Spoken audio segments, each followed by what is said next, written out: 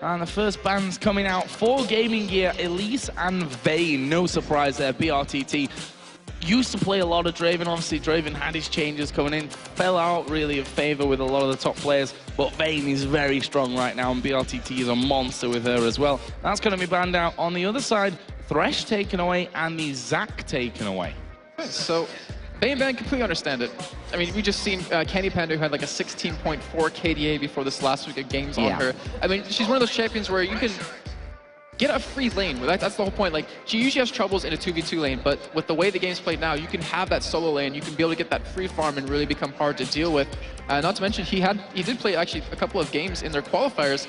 His backup champion would be Twitch. But the Elise, even with the changes in 3.10, we've seen a lot of her in North America. We've seen a lot of her in Europe, and people still enjoy playing her. They've left Shen open. They've taken that Evelyn away from Alania, but with a Shen in there, you can pretty much guaranteed if he's not banned, he's probably going to be picked from this one, and NBS are going to be taking that one straight away. What a pain going to go for you on the first round. Like you said, Twitch is definitely one similar to Vayne that you can get when it comes to that late game, absolutely hammering away on people. Looks like they may want to take an Ezreal, which, funnily enough, is something that Cammy actually plays as well. I really hope that Nocturne gets... Oh, yes, I love seeing Nocturne. He's so much fun, that ultimate.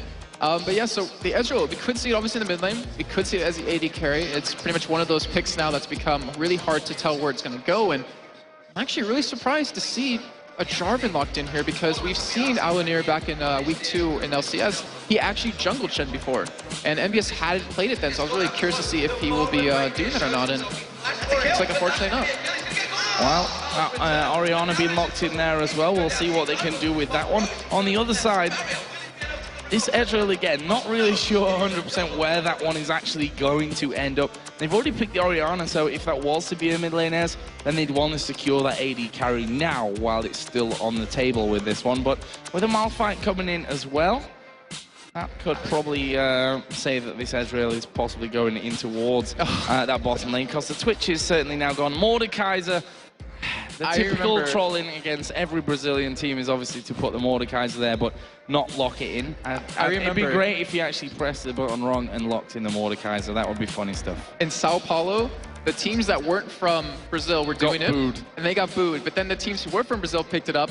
Everyone cheered. It was like the funniest thing ever. And unfortunately, they're not going to play it this time. But you see Espeon actually picking it up himself. And the Malphite pick, I'm actually really curious about that, because maybe it was picked to stop that ball delivery system for the Orianna for GamingGear, but they already had a top laner, so it's not like you would need to pick that up.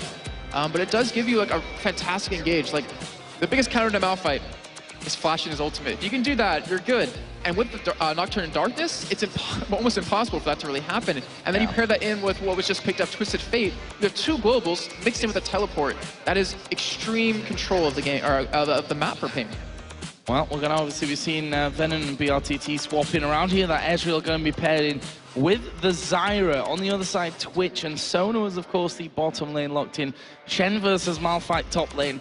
Possibly one of the most boring lanes if they end up 1v1 to watch. But, you know, it's a lane of just waiting until 6, basically, when you're going to see that Shen coming in, at which point you'll either see Malphite use his Unstoppable Force to stop that happening, or teleport in and then use his Unstoppable Force in the fight as well. So a real kind of face bash lane up there, and just a war, obviously, of who can get the farm in, but it all really gets exciting level 6. Then you've got Twisted Fate, who's coming in. Nocturne, obviously not a global ultimate, but pretty close to being halfway across the map anyway. You can get really involved with that paranoia. So really exciting game coming up. Payne's first appearance here in the International Wildcard Tournament.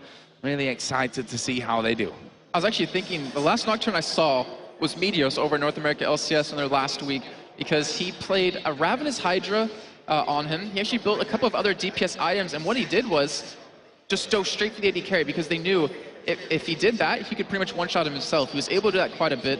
And, you know, the top lane, I mean, I won't work around it. It's a very boring lane to watch, just 2 tanks hitting each other. But it's so critical and crucial for how the game develops later on. If you can stop one of those tanks from getting really tanky, that means your AD carry can kind of do a lot more damage to him as the game goes on. So you can force the fights a little bit earlier. And it might be boring, but it's really important on how these games develop. So here we go then. We are going to be jumping into game here in just a second, and it will be Pain Gaming's first appearance here at Gamescom for the International Wildcard Tournament, taking on GamingGear EU, who have already recorded that victory against the Turkish side of Dark Passage. Now, the question is, how is this one all going to work out? Who's going to get off to the better start? That Twisted Fate, no doubt, going to be instrumental in this one, but this level 1 could also turn out to be super important, as we saw a ward go down there that's actually going to spot the entire Pain team. Yeah, that was actually a great ward, and Pain didn't even see that one coming down, because Pain, they have such a strong level 1 team with the Fear Command Doctrine if you do take it, with the slow out of Malphite, not to mention the gold card coming in with those Grasping Roots can lock you down forever. GamingGear, they just want to get a safe invade here over towards this top side, but I believe they're actually going to be spotted by a ward as well. So pretty much just identical wards going across the map for both teams. Yeah, very deep there. Actually, 2 wards put down on the one side, and not the Explorer ward either coming out from Espion. So actually a decent investment onto that bottom side of the GG map. And in the end, both teams just backing off. So despite those early wards going down, just to make sure that nothing will really be happening in terms of invades or whatever, or at least being able to react to it, we get things underway. Looks like we're going to be seeing the duo lane, actually, of Pain going in towards this top lane. I think they might have been expecting a lane swap to come down, because they haven't been able to see where GamingGear's bottom lane is just yet, even with those wards. So it'll be a Shed who'll be 1v2 most likely in this top lane, which honestly he does a fantastic job at. I mean, you can last hit minions pretty well at turret. You can also heal with your Vorpal Blade. And you're really hard to dive early on, as we've seen so many times before, that if you 3-man dive him and he lands a nice taunt across your team, then you can pretty much get first blooded right off the bat. So here we go then. Blue buffs for either jungler being picked up here first of all. Surti down to half health, obviously not using his smite to pick that one up. Same thing for Alanir on his Jarvan over on the blue side of the map. So they're just going to head off. I don't think we're really going to be seeing too much in terms of trying to secure the opposition's buff right from the very start of things. They're just going to both head over on towards their reds, which leaves us then with these 2-on-1 lanes. Obviously in the top lane, Shen versus Ezreal Zyra, and in the bottom lane, Twitch Sona versus Malphite. Oh man, I just saw something pop up above Espion's head that I haven't seen in forever. It's Pickpocket. So you auto-attack a person on the other team, and you get 3 gold off of it. You steal it away from them, actually. So since it's a melee champion in that top lane, it's very easy for you to stack that. Not to mention you hit Grasping Roots and just auto-attack them once. I mean, that gold really does make a huge impact as the game goes on. But we do see right now, currently Alanir is heading down towards this bottom lane. It looks like they want to go for that patented dive on the Venom. And he's only level 1 right now, but he'll be able to hit level 2 really soon. Level 1. Can they get in there before that level 2 actually hits? They're holding the minions off here, and this is definitely a very, very dangerous time for Pain. Nocturne is actually headed down, but will they be quick enough here? They're going to go for it as Jarvan is going to get involved. Is the knockup going to come down? Venom actually waiting for this one. Knockup actually not coming in there, and they're all taking turret. It's Venom, though. He's going very, very low, but he's still alive. And look at this. Deadly Brother is falling super low as well. And there is the first blood coming around to Surti. Alanir is going to have to actually get away from that one. Surti burning here from the Ignite, but he's got the pots running. He will survive, and what a turnaround coming in there for Pain. And he completely just read what GamingGear was going to do. He completely read Alanir, was able to turn that around. The thing was, if Alanir maybe got in there a couple seconds earlier on, they might have been able to pick that up. But we do see the teleport coming in for Venom, since he doesn't want to miss out on too much here. And getting Nocturne an early start like that right now is so perfect for Pain. So very perfect. Leaves that Malphite. Okay, not with a lot of CS, but he picked up the assist from that one as well. And I was kind of surprised to see Venom not flash so super early from it. The knockup actually failed onto him as well, which was an important part of why he managed to stay alive. But he did so well to be very patient and, you know, not just insta-scared reaction flashing away from that one, which could have actually ended up costing him his life anyway in it. So, great start here to the game for Pain. Let's have a look at this mid lane. Actually, it's Orianna that's having the lead at this very early stage. Both mid laners going in for Doran's rings. Yeah, and look what was invested in that last game, because it's going to become important on where Surti actually goes, as 3 flashes were used out of that, not to mention the barrier and the ignite, and they were still able to survive that. And that means that Surti might just gank this bottom lane over and over again. But then again, the threat of that would make Alanir think that he might be going down there, so he has to counter gank him, which gives Surti the opportunity to gank these other lanes. It's really like one giant mind game. Surti, with that first blood, he's actually bought up a couple of wards here because he wants to gain vision control. Yeah, and he has that complete control. There's Inspiro trying to kind of get it back on this bottom side as well, bringing in that pink ward. Trying to get in over towards Mazarine there, but honestly, not going to be able to do too much, especially that Orianna, of course, still got the flash available. Even burning that would be a bonus for him. Venom actually backed away from lane here, a lane which has been frozen anywhere in no man's land as far as he's concerned, so he decides to do the Wolves to try and keep up with it. Think about Gambit. Just last week, what they did to SK. They let the lane push out like that. They froze him completely, and Kevin was just shut down in the bottom lane on his Aurelia. They're doing the same thing to Venom right here, and that's really going to hurt him because he's not going to be level 6 before MBS will be. Not to mention the CS that he's missing out on, because, I mean, yeah, he got the assist bottom lane, but he's still trailing in CS currently. Well, he is actually just going to head out from this one, not looking quite as scared as we may have expected him to hang back, but that can all change pretty quickly. You know, once that shield goes down and a couple of auto attacks from Twitch and the slow coming down, as we are going to see a knock-up coming in on towards Cammy, but he flashes away from the shockwave just as Mazarine hits level 6. Great reactions from Cammy. That's phenomenal reactions, and the thing is, now his flash will be down, but he does have his ultimate available. He is level 6. To be able to come around the map and help out, and he actually might need help with this bottom lane because right now Venom has no way of resetting the lane, and with that, GamingGear can just keep the wave at their own turret this entire time. But luckily for him, their Pain Gaming top lane is actually doing quite well.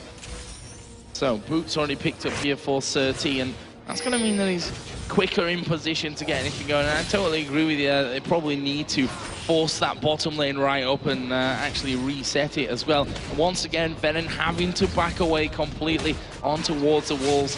Needs to keep that experience rolling, because if he stays in lane, he's not going to be gaining anything. We are going to see Destiny coming in here. NBS in a lot of trouble. Stun cards down. Cammy actually will pick up the kill there. Took a couple of hits from the turret, but they've got more than enough people up there to stop any pressure coming down. They may even be able to take a turret from this. I love the communication off of that, because you saw Kami call when he was going to go in, and with that, we saw the grasping loots land right behind him. But right now, Alanir's going to get caught. He's going to get caught. Is he going to go down from this one? Wildcard's coming in. Surti actually doing a great job to fear him away, but he slides away there with that combo. But that blue buff is now up. Mazarine used his shockwave earlier, and he's actually still on cooldown from this one. Alanir does have his smite available. He's going to be forced to smite that blue buff out there, which means, okay, they secured it, but it's not with the Orianna, who really needs that. Yeah, not to mention, because that smite is down, there's pretty much no way for them to take away the blue buff from Pain, so Mazarine's going to be forced to play without it, which he's been doing all right so far. Not to mention, he has the Chalice, so an extra mana he's going to be missing out on to be helpful through that.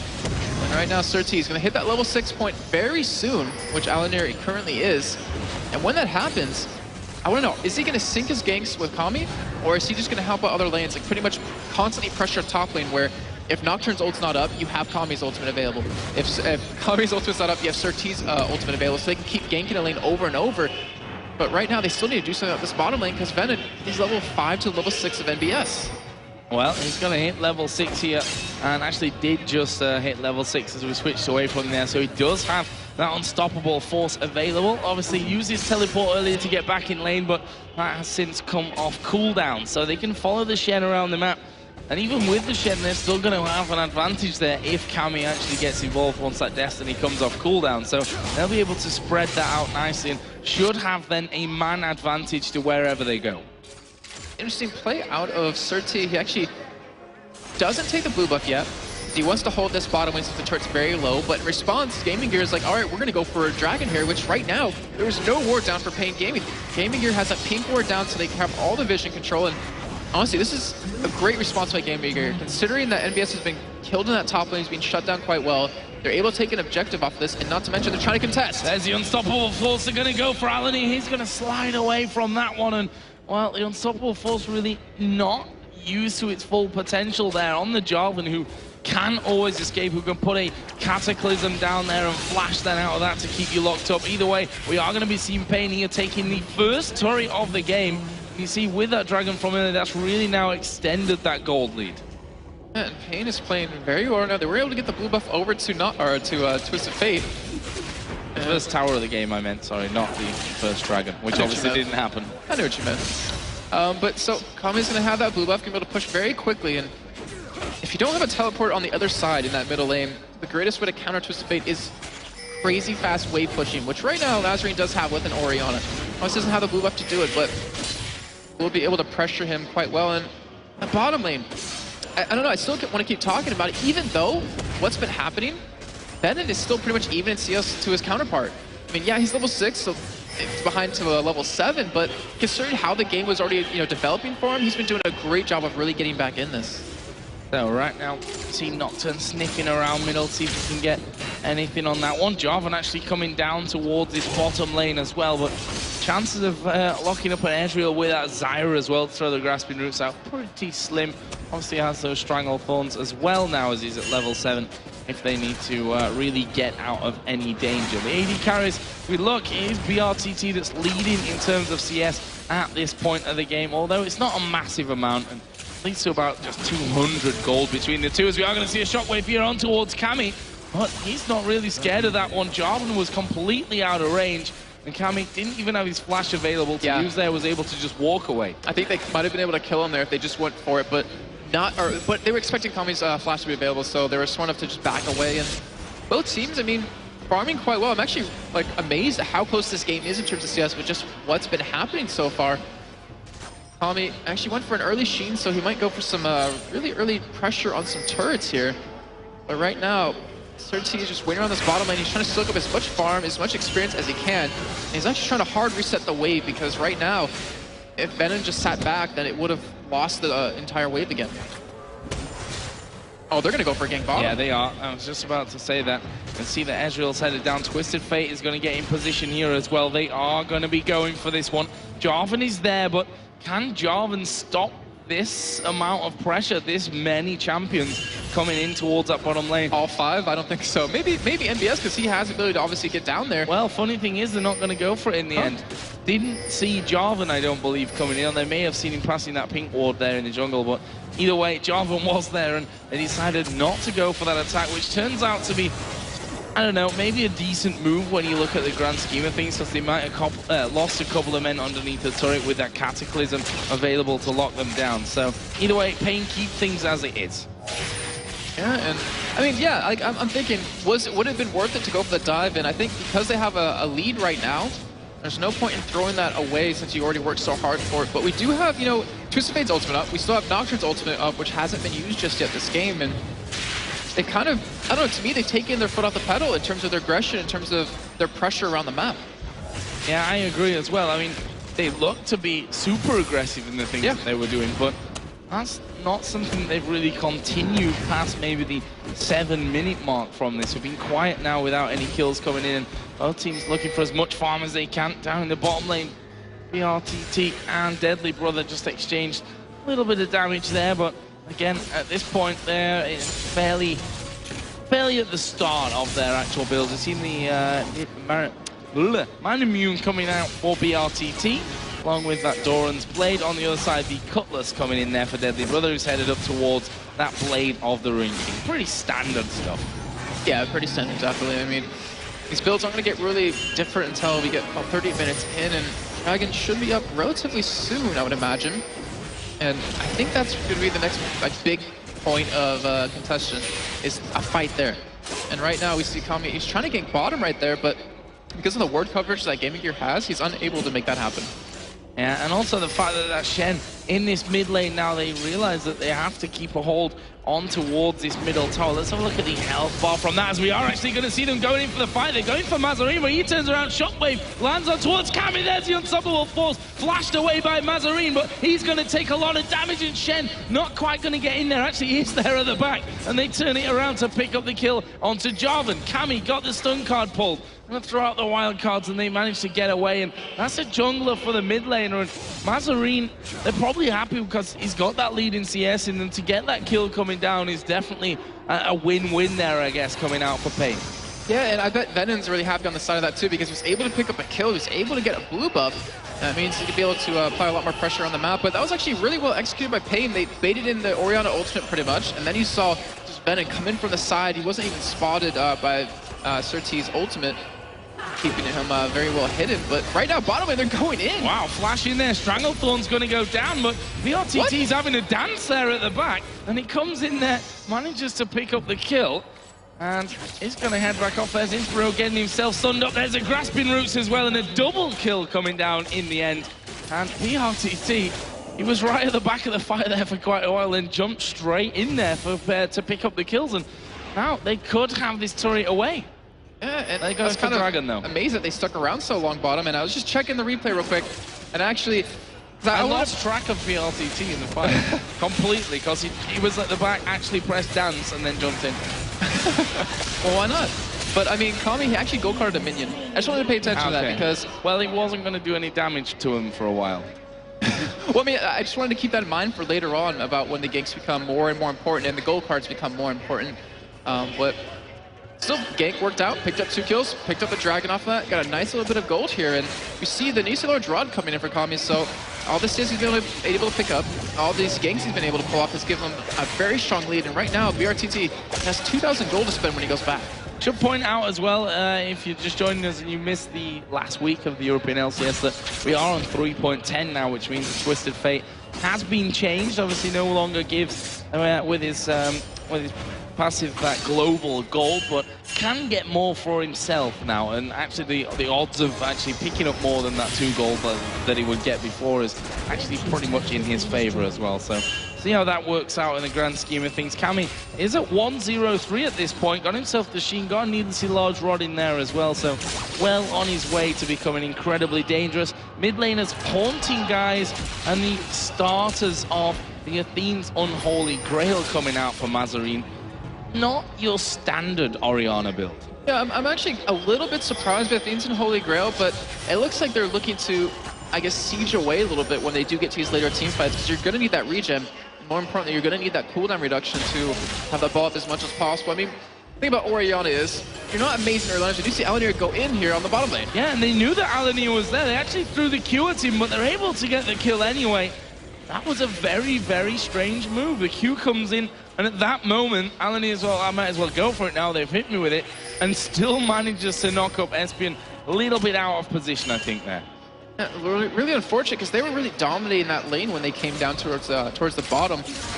And like I was saying about Orianna, I mean, she does all right early on, but as we saw in the Summer Promotion Tournament, and I hate to keep going back to it, but it's a perfect example. Look at Alternate as they qualified through that shockwave that came in out of Pharrell Lord. Like, that's how impactful an Orianna can be in the late game. And yeah, his items like aren't really there right now, but he's keeping up in farm. He's actually ahead in farm. Hasn't been really able to roam around and help pick up kills or help make something happen in other lanes like Kami has, but he's keeping up farming, which is like the key point. And if he gets a little bit of AP, I mean, he still can hurt as the game goes on. Yeah, the good thing for GamingGear on this side, on that front, is that they're all ahead at this point in terms of the farm across everywhere except the support. Okay, I'll give Pain that one. Espion has got a few more minions on that front, but I mean, if you look overall, they are so far ahead there. And they're still a little bit behind on gold, but that can change very quickly here with just a single dragon to come into play. That could all be turned right on its head. Yeah, and right now Kami is getting down towards this bottom lane. Looks like he wants to go for a gank here, and the thing is, he has pink wards. He knows he's not spotted necessarily coming down, but... And he decides to go back towards this middle lane here.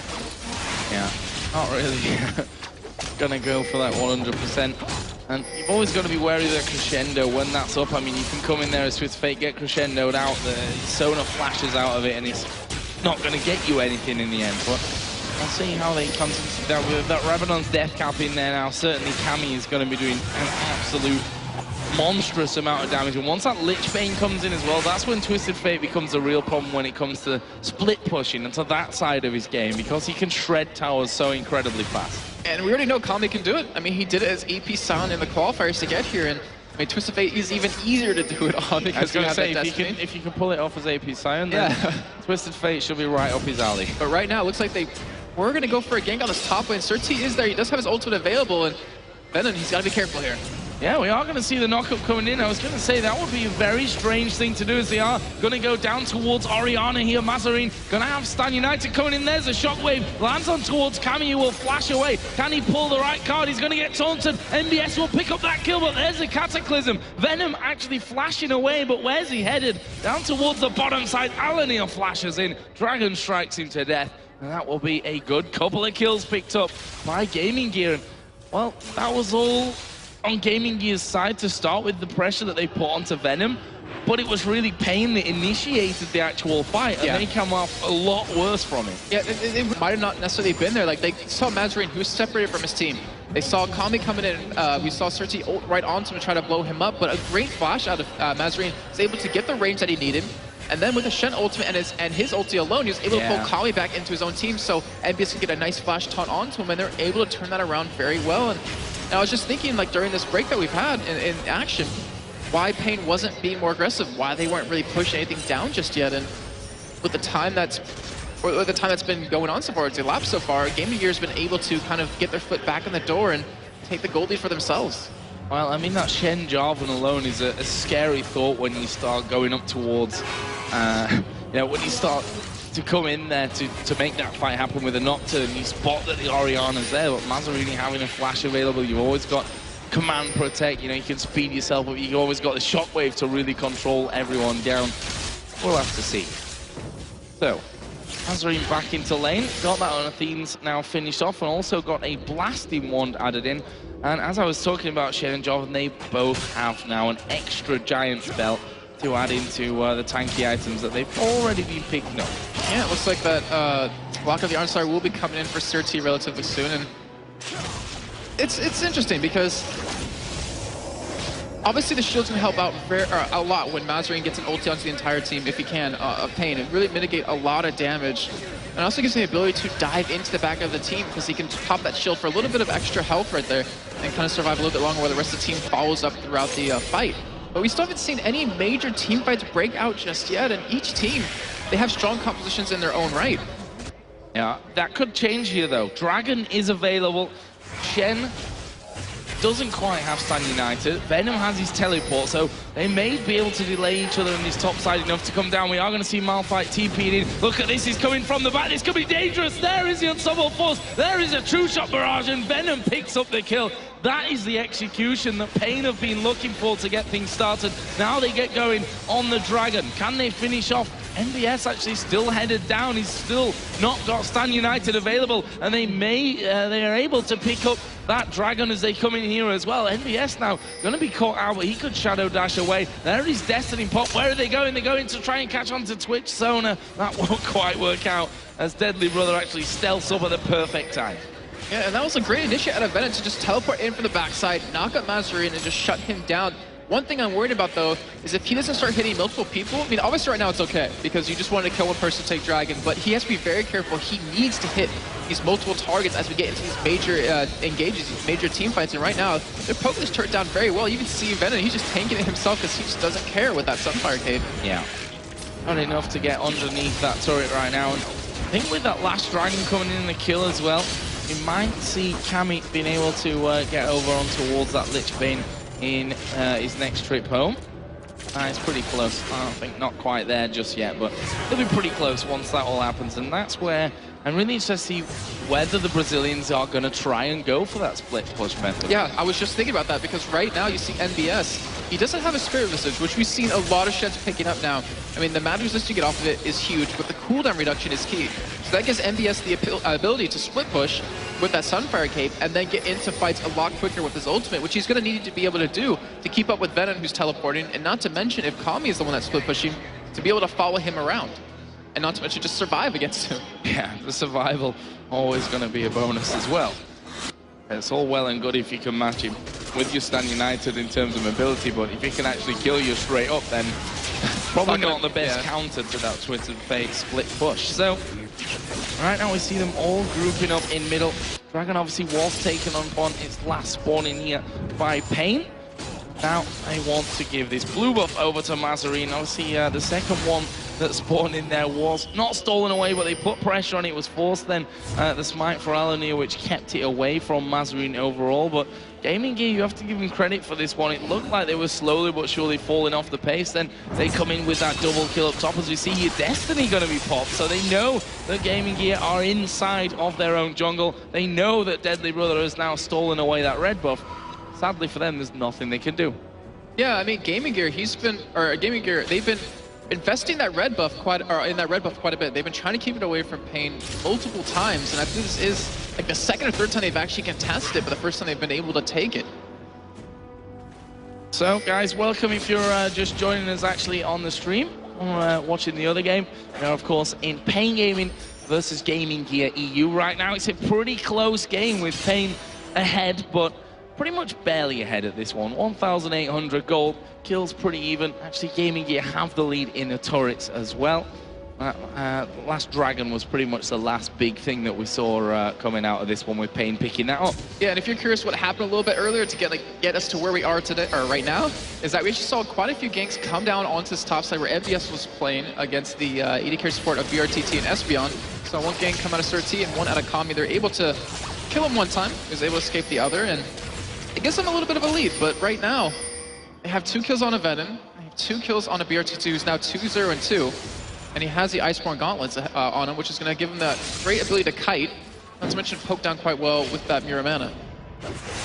So Immunity did actually win that last game as well against Dark Passage, which just want to update the viewers that have been watching this stream straight through, just to keep you updated with that one. So right now we see both teams gathering themselves here towards the middle. MBS, who now got that Warden's Meal, so he's going straight up towards that Randuin's, which is certainly going to make him a very strong armor tank. There's no doubt about that one. Plenty of health, which probably means that he can stay out of danger if he goes up against Kami.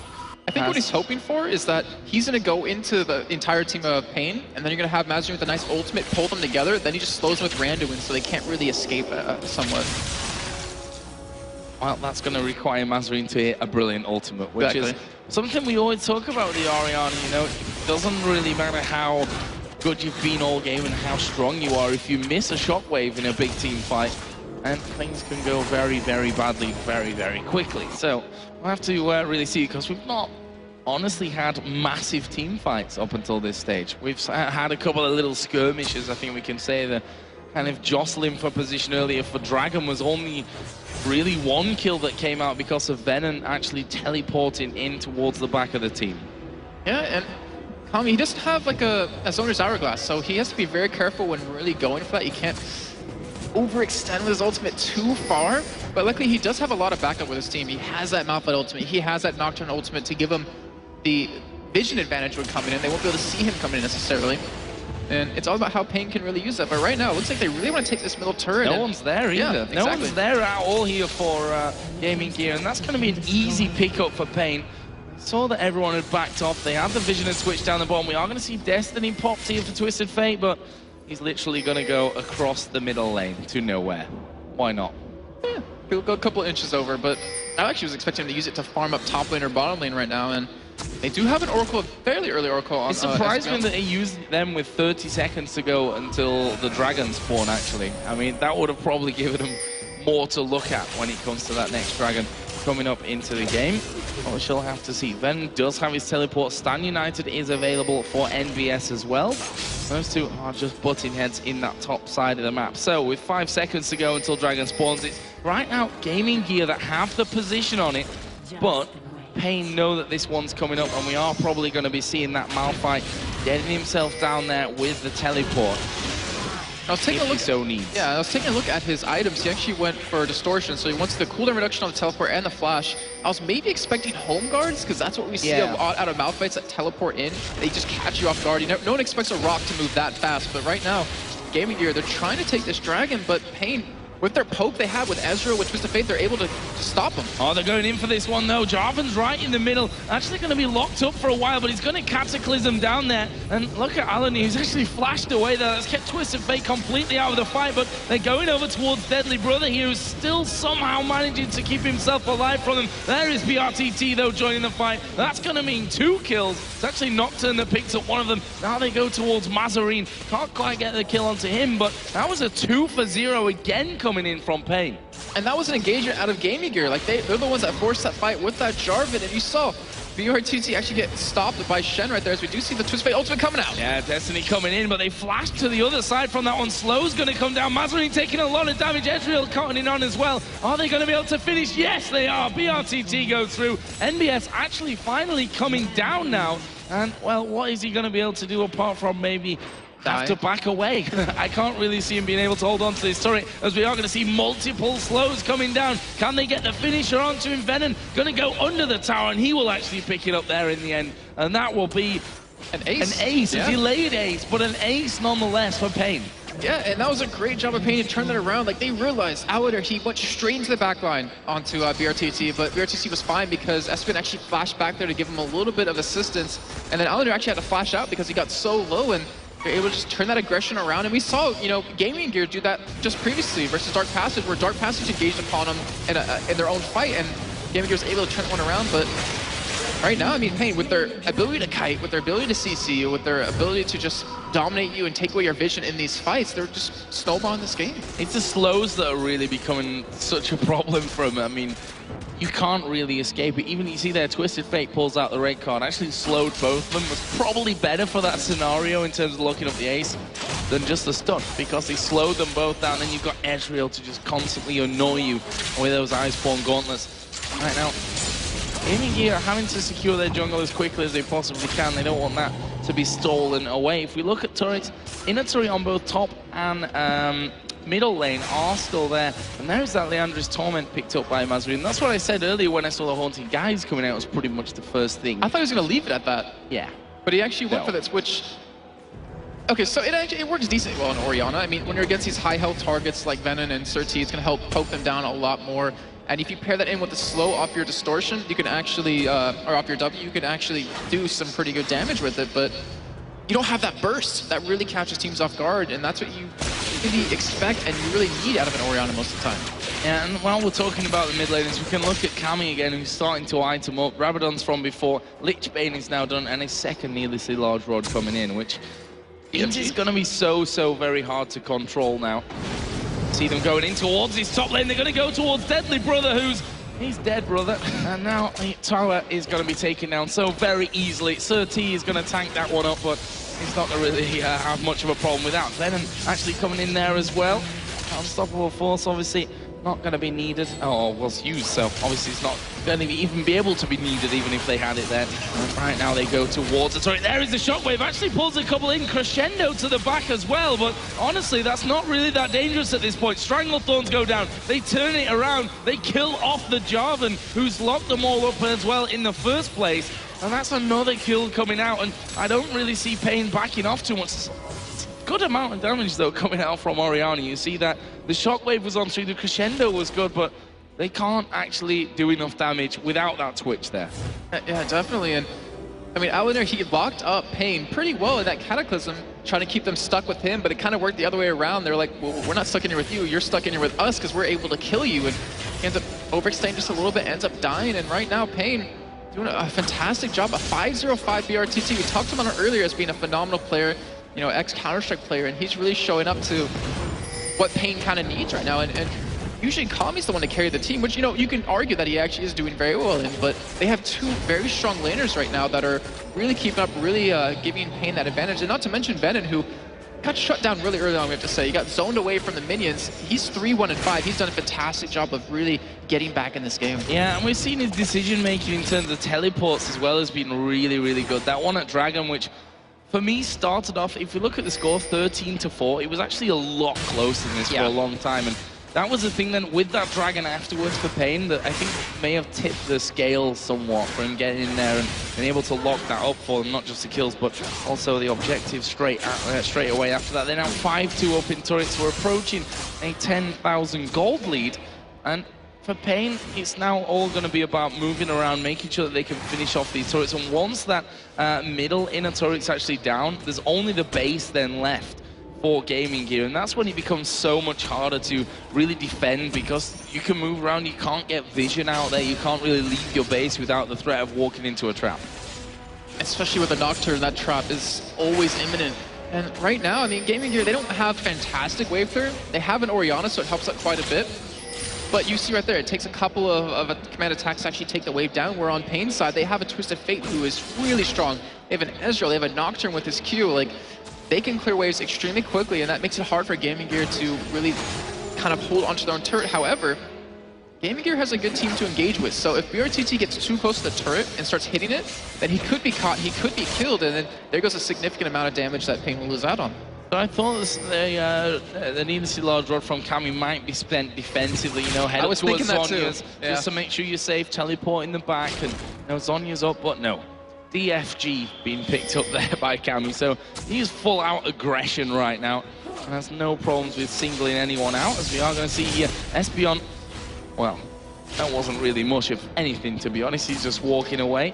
Not quite the juicy targets, those supports with oracles like they used to be, since now that they persist through death. Yeah, very true. And he actually put that very well. It was very passive. He wasn't exactly sure where GamingGear was, so he just backed away in and out. He was able to kind of get the word down. But here comes that split push that we've been waiting for all game. And Kami's down in that bottom lane while the rest of his team is over here at middle. And well, they can do it on two fronts right now with Venom in there. We are actually see them going in on towards Espeon. He's a dead man. Does get the Stranglethorns down, and they're actually going to go in right to the back here on towards Deadly Brother. I think Surtees gone too far with this one. Tries to get away. Deadly Brother gets that kill. There's Venom onto the back into Deadly Brother. BRTT is still alive, but he will get shut down by Shen. And now Venom going to be chased down, and this is a disastrous fight coming out for Pain. The taunt comes in. Venom's still alive because of the tankiness, but just a matter of time, and that's a 4-0. Yes, Kami is going to be able to take this inhibitor. He's probably going to be able to have a good go at these Nexus turrets while he goes in there as well, but in terms of the fight itself, didn't really work out. What are they doing? They're going to Baron, but Kami's got a wave of minions coming in here. They're going to get Baron. Shen has finally come back from that one. Though. I don't think so either. With these minions coming in, what's he going to do against him? And we see that Kami just going straight in there, has popped his destiny now, so he's going to be able to probably go back down to the bottom side. No, he actually goes up towards Baron, which is only at just less than half HP. Orianna has come away. Kami's going to flash in there. DFG goes down, and Mazarine, he's going to be a dead man. Kami's still alive, causing problems for them. There is Deadly Brother coming in. Finally, we'll get the shutdown, but they've lost the Nexus turret. They picked up the Baron, though, in reply to that. Executed. Oh, we actually did see Execution come out. But sorry, I was actually thinking, like, Pain. So we talked about split pushing, and then you're like, yeah, they could do it on two fronts. And I was thinking to myself, like, there is a huge downside that if Pain doesn't react quick enough, if a team fight starts out of GamingGear, then they're going to lose out on many people. They end up losing 4 right there, but luckily for them, Kami's so far ahead in terms of his items that he can split push that quick and take an inhibitor turret, and one Nexus turret, and almost getting the second one down to half health. I think Pain's very lucky that Kami just kind of continued and is this fed so far. Well, they'd probably say, if you ask them, we totally played it that way. That was the point that we were trying to make in there. And we can see now that they're able to take away Blue Wolf's got complete vision control of the jungle thanks to Espeon's Oracle.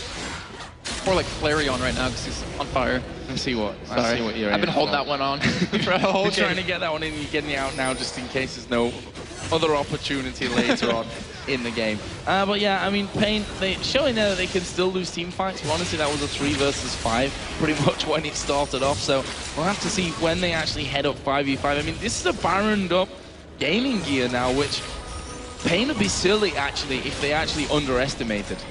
Yeah, definitely. And the thing is, I wonder if Pain can sit as 4, since BRTT's farmed enough that he can clear waves really quickly, that he can just split push bottom or split push top. Because with that one Nexus turret already low on life, still regenerating up right now, and with one being down, like, with a Lich Bane, he can take that turret down very quickly. And right now, GamingGear doesn't have anyone that can really defend a split push if Pain decided to. Yeah, and someone's got to be ready to recall straight away there. If Kami pops Destiny, they should all just back straight off because he will take down that other Nexus turret. And then it leaves your base completely open. And look at this right now, Kami going up towards this top side of the map. That's going to force an instant reaction there. You see quite a few of them starting to back away. Obviously, this inner turret in the mid lane is still there. Orianna not with the team completely, so that means that, I mean, Orianna's not the person you send there, number one. They need to send MBS there. Yeah, and right now, because there's no ward coverage out of GamingGear past their own base, except that one at Wraith Camp, they can't actually see where Kami's going to go unless he shows himself. And that's kind of what you need to do against Twisted Fate to kind of get there before he's able to push the turret down. And right now, Pain gonna get that middle one.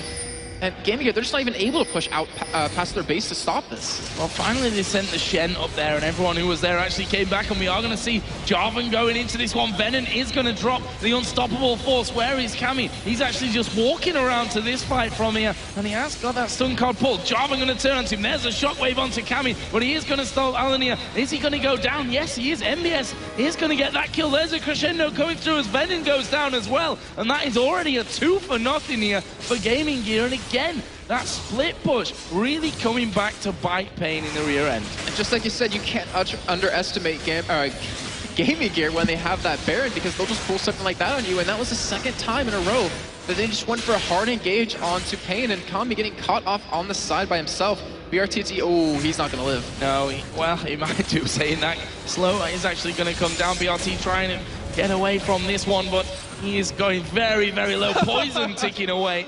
Golem's killed him. Kill. Yeah, Golem's coming around for an assist there. Should make him worth more at this point.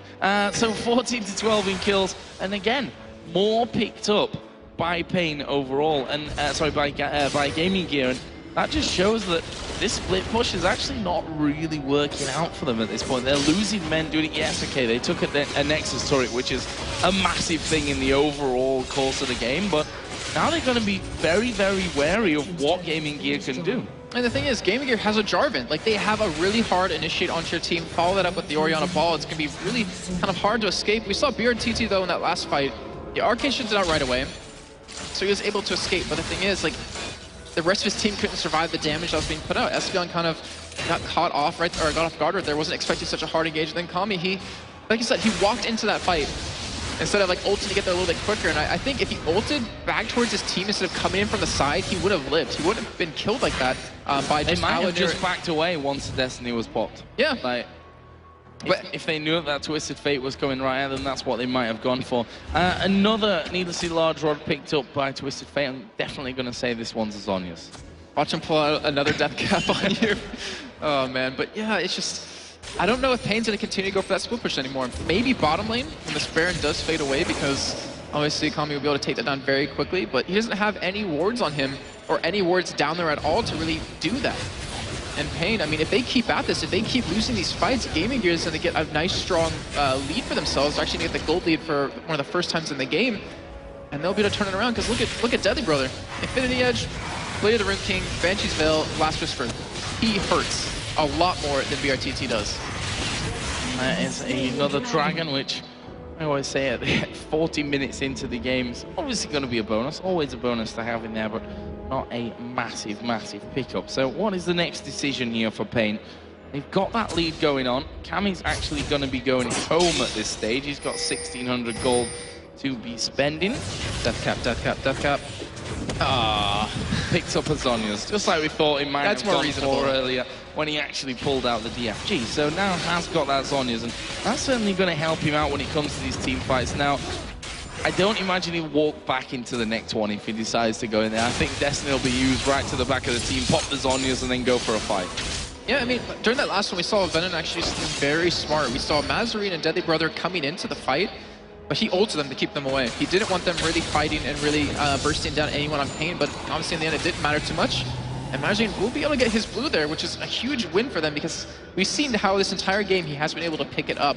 He's 1-4-10, so he's kind of playing like a support Orianna, and they're going to need that wave clear. They're going to need that ultimate off cooldown as much as possible if they want to be able to beat Pain in a head-on-head fight. Oh, they're going into this one. They managed to catch three. There's a crescendo coming down. Stranglethorn's going to knock him up. There's too many. The shockwave is unstoppable. Force goes to the back. There's Surtee diving in as well as two men go down. But they're starting to pull things back. But for how long here? NBS going to get locked up there inside of the brush. And this is going to be a very, very quick 4-man. There's no ace. Just about Mazarine got away. But they're going to take the inhibitor on this bottom side. They're all pretty, well, I say all pretty low. It's Espeon that's pretty low. Kami's flashing red as well, but Venom, even though he's flashing red, he's still got over 1,000 health in there as well. And this could well be the end here for Pain. And in that fight, you actually saw GamingGear, they pull off a great combo, but not onto the right targets. All they did was lock down Surtee and Venom. They got them low, but you had BRTT ranging all of it, just attacking away, and because of that, they weren't able to win the fight in the end. And right now, we're going to see Venom actually teleport back in, because they're going to go with a victory. They still have a lot of time left on these death timers. Wise decision there from Venom.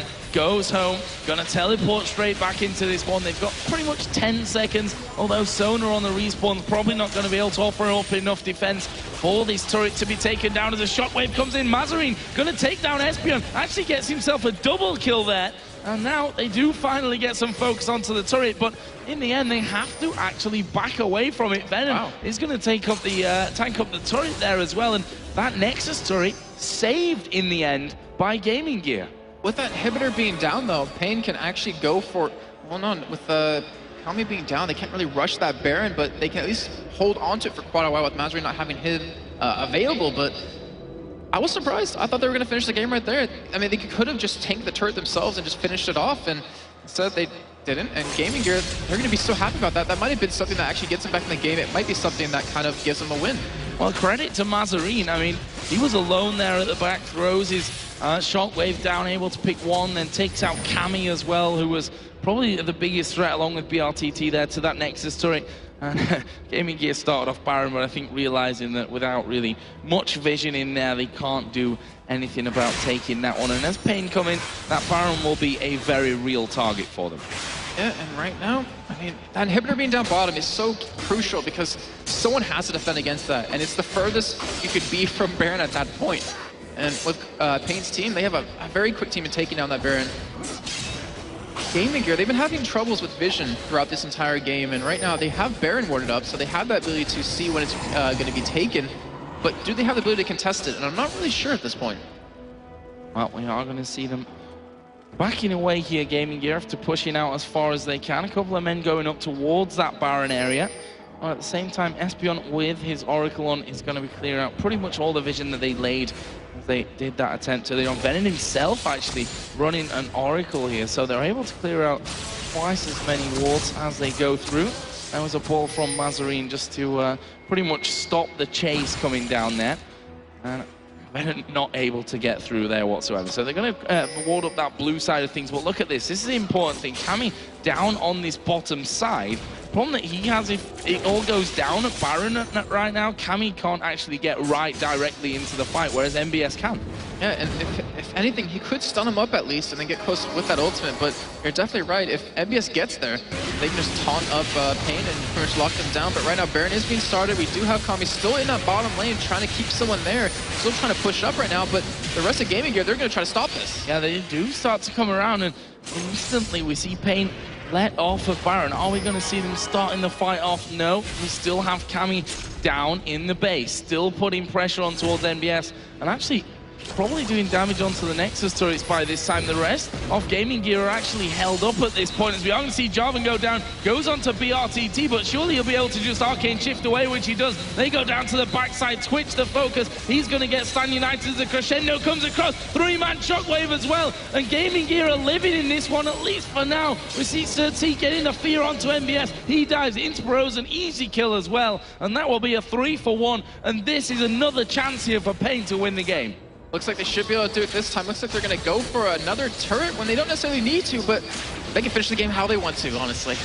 Well, they can, and they're going to. You can bet your bottom dollar on that one. They want this middle inhibited turret, as we see Mazarine again get another kill in these last-ditch efforts, and he will walk away with his life as well. That turret only needs a couple more hits. There is BRTT to finish off. Inhibitor probably won't be able to do much to defend that one, so they're going to lose that, as well as the top and the bottom ones in the end. So no inhibitors left. Everything open up now for Pain. I'm so confused right now, Joe. Bennett had his teleport. He could have went back, healed up, teleported back into this also. I mean, with that bottom inhibitor being down, they could have just rushed the Nexus turret, but they, I guess, didn't feel confident enough. They wanted to make sure to get their first win in their first game of the day, and I guess I have to respect that in the end. Well, we'll see if they try something funky, although, as you said, they don't seem right now like the team that would really Destiny right into the backside and try and finish it off with a teleport as well coming out. Although, it'd be quite ironic if they did, after deciding not to push these opportunities where, by all rights, they probably could have won this game already. And GamingGear, on the other hand, they're still holding on, although I don't think it's 100% their choice to be holding on to this game right now. I think it's Pain that have backed off a couple of times from scenarios where they could have finished out. Baron, though, is still available, and we may see Pain making a play on that one just to be absolutely sure that they're ready for a win. Yeah, because right now, no one on GamingGear except Deadly Brother and Mazarine can really stop these super units pushing in. And then you have one lane open that MBS is going to be taking care of, which you can't really wave clear too quickly. But here we go. Baron's going to be started up. And after this is taken, which Pain should be able to get for free, we should see the end of the game coming in. Well, that Baron looking like it won't be contested whatsoever. Right now, GamingGear are just trying their best to force those waves back out. If you look at the ward coverage, they've actually done a good job in these moments where they've had the chance to actually force things back. So they're going to have vision of the immediate area surrounding that base. But with the Baron now in here for Pain, with over a 10,000 gold lead. This is their game to win. And they're going to be barreling down this middle lane. The bottom inhibitor did respawn, but hopefully they're not going to take that before they finish this game, because honestly, I don't think they really need to. But they still, I mean, GamingGear, they still have the opportunity to win this game. They can hold on as long as possible. They can force another major team fight, and we've seen already just how honestly great their team fight is. Like, they survived against Pain, even though Alanir dove so far in the back, they're able to even pick up a couple of kills. The problem that I've seen, though, they've had great Shockwave, great Crescendo, great Cataclysm. They have nothing to back it up. Once all that's gone, it's like there's not really enough to actually win out the fight at the end.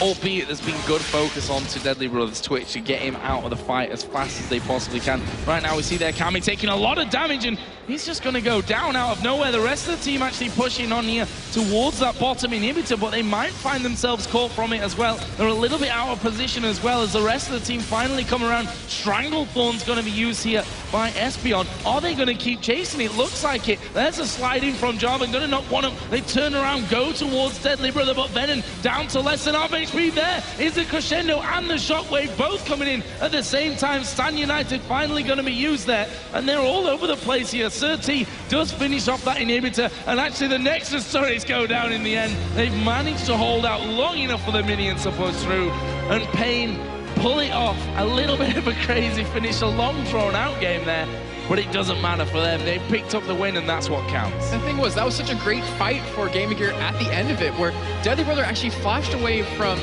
Nocturne, but he also incidentally flashed away out of a Malphite ultimate, and they were still able to pick up kills left and right. But for those three waves of super, or those three lanes of Supermans pushing in, they just could not deal with that, and Minions ended up winning the game for them. And it was funny because it's smart play by Pain at the end. I mean, let's have a bit of a half fight, move away. We lose Cammy, who's done a good job of taking down that Nexus turret there on the top side. And with all those super minions coming in, you've either got to fight or you've got to defend them. And if you go back to defend them, they're going to take everything else away and just push in there and probably overpower you before you can get rid of everything anyway. So, great game by Pain, and their first game here in the International Wildcard Tournament, and a victory as well against GamingGear, who also won their first game. So that's going to put them at 1-1. And one thing that really kind of worries me right now is Pain were the favorites coming into this. And yet, it didn't really feel like they were there. I mean, it took them a lot longer than it should have for them to finish the game. And they kind of struggled a bit at the end as well. Yeah, and that, I'm not sure if that means something for their next games coming forward. I think it's always hard to judge just from a one single game here on the stage. It obviously is harder to finish things off and to really get rolling, in my opinion, that first game. But once they get a little bit more comfortable in there, once they get used to the settings and what have you of the stage, not their actual in-game settings, they should be used to them by now, I'd hope, that they'll find it a little bit easier to really close out. But that's also for the other teams. They look at that and think, aha, okay. So if they're ahead against us and the margin isn't quite as big as it was there, we always have a chance. And teams will pick up on that, and teams will try and exploit it. Yeah, especially the teams who haven't been able to really research them thoroughly, vice versa. Seeing that BRTT and Kami just do so well in that game, Kami roamed around, probably not going to let him on Twist of Fate next time, since he was able to interact with that top lane quite a bit, and that bottom lane push got them an inhibitor and a Nexus turret. But, I mean, they know what the threats are now. All these teams coming into this next match against them, and they're going to probably punish them as much as possible, so it gives the other teams a little bit of an advantage seeing them play. Well, I have to say as well, BRTT, we picked him out as one of the standout players, one of the carry players here for the Brazilians, and he certainly did that. 8-2-9 he actually ended here with the Ezreal, and a lot of those kills, or a lot of the assists, I should say, and a lot of those team fights were really helped out by him. The fact that he got so far ahead in that blue Ezreal build, the fact that they couldn't escape from him, even when Twisted Fate was pulling the red cards to slow more than one of them down there, which was actually cooler than pulling out the stun card, because it allowed them to follow up onto both. And it was a very sticky team with the Nocturne diving in there, with the Malphite diving straight in there, with the constant slows coming out as well. There was not a lot that GamingGear, once I think they've started to fall behind, really, they couldn't really do all that much about it. Yeah, the thing was BRTT, really fed, really strong, but he was also that beacon for GamingGear to go for. Like, they always dove in for him. You saw Inspire go from, or not Inspire, sorry, you saw him go from every single time, and Alanir just wasn't able to lock him down, and he actually sat in a couple of Cataclysms with his Arcane Shift up, just, okay, I'm gonna keep you here because no one else can get in here and kind of kill me. And then he just flashes, or he gets away a little bit later, and because of that, it means Kami really isn't touched too much unless he gets really far out of position. that finally means that the rest of the team can do what they need to with everyone on top of him. Well, guys, we've had 4 matches, and we've got half of the days of gaming to go. We've still got plenty of matches to come your way. Up next, Shox will be talking with GamingGear's Deadly brother, who had himself a 7-6-4, a good game there on the Twitch. And then it's time for our 3rd set of matches as Team Immunity take on Pain, and Dark Passage will go up against Lion Gaming. So don't go anywhere. This is the International Wildcard